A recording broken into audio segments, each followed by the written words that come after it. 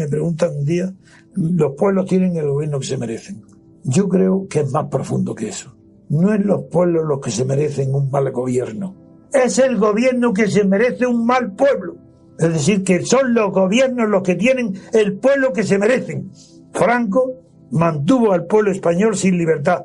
El pueblo español merecía no tener la libertad. ¿Cómo lo ha demostrado? Durante la transición. ¿Acaso lo que hemos vivido después de la transición hay ahí algún rescoldo, algún residuo, alguna admiración siquiera a la libertad? No, porque la oposición a Franco estaba castrada por Franco, porque no aguantan los hombres ambiciosos, vanidosos y que buscan más que el poder, el cargo o la fama del poder, no aguantan tanto tiempo sin poder y cuando llegan a esa oportunidad están acabados.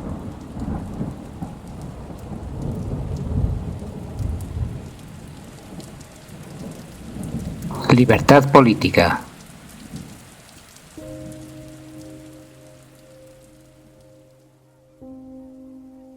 Hoy quisiera dirigirme a usted, a quien ha tenido la valentía de escuchar este podcast, a quien a pesar de vivir en una sociedad que por causas históricas y de carácter político rehúye hablar, leer o escuchar sobre lo público, ha decidido dedicar unos minutos a la escucha y espero que a la reflexión posterior de un podcast que le habrá llegado quizá de manera inesperada.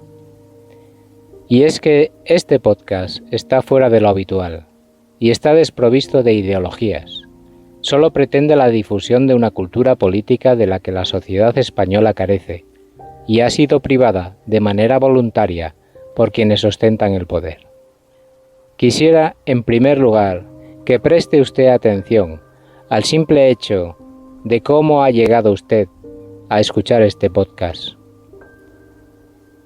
Las razones que explican este hecho vienen dadas por las necesidades de la sociedad civil de emprender el camino de la libertad política, que fue negada a los españoles en el periodo conocido como la Transición. Quizá un conocido le ha hablado de este podcast.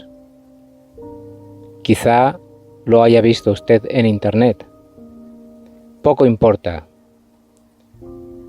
Si ha sido alguien quien le ha indicado que pueda escuchar este podcast, será que este convecino, tras haber observado la realidad política que existe desde 1978, desea para usted la misma comprensión sobre lo que a todos nos afecta.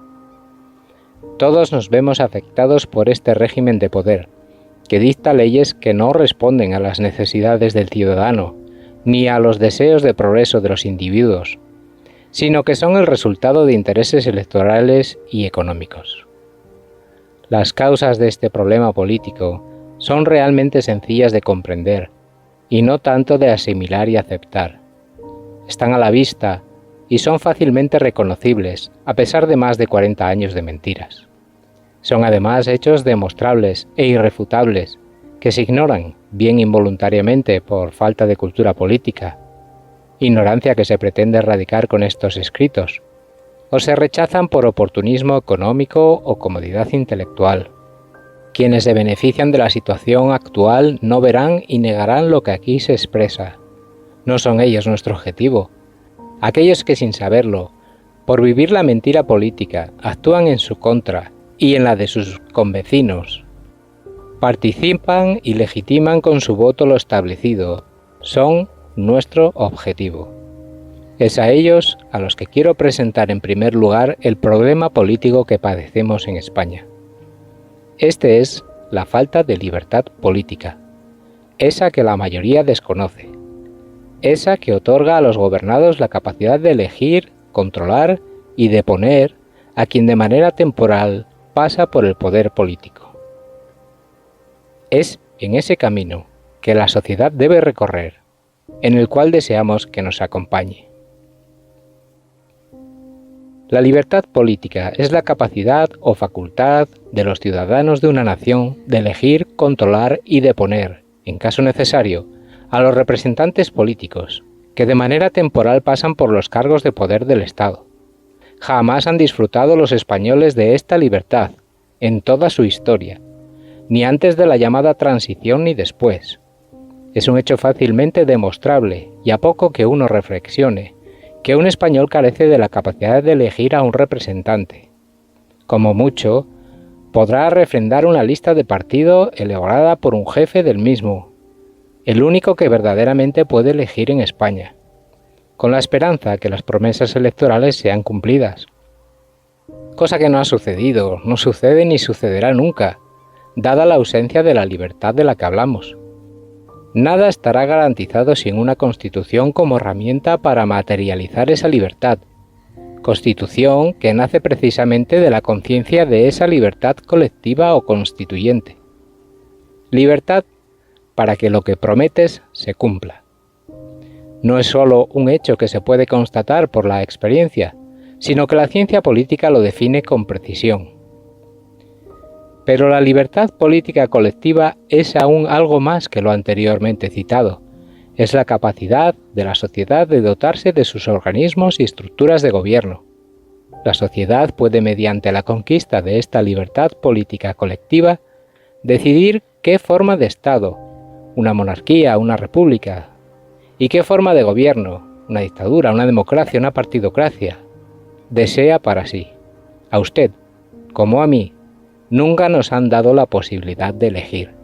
Solo se puede ratificar o refrendar lo que el poder ofrece, sin capacidad de control sobre ello.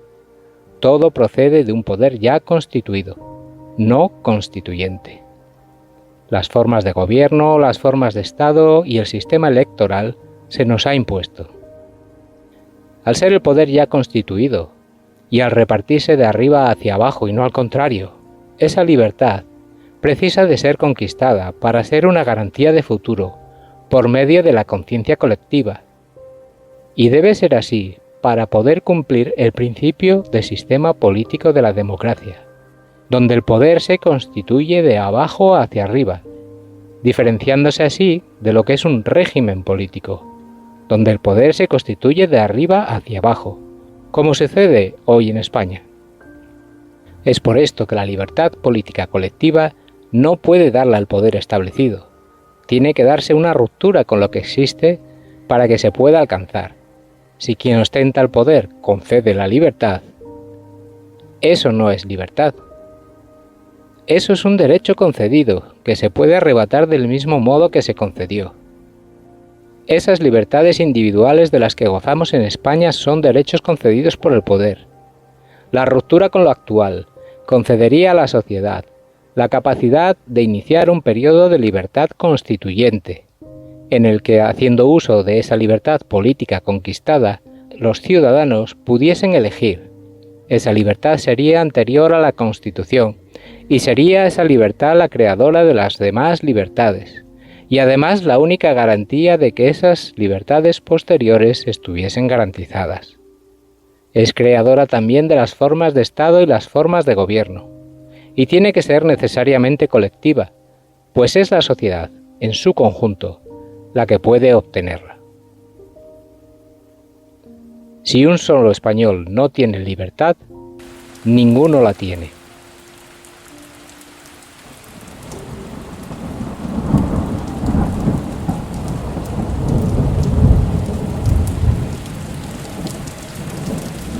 Esto es una oligarquía del Estado, entronizada en el Estado, pagada por el Estado. Los partidos son estatales y según la definición mejor, más científica de la jurisprudencia europea, que es la del Tribunal de Bonn, de Eiffel, estos órganos del Estado, estos partidos son órganos del Estado.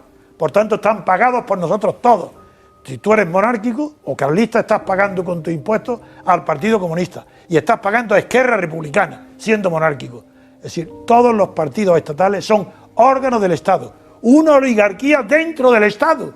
Por Dios, eso hace 35 años dije, corrupción inevitable.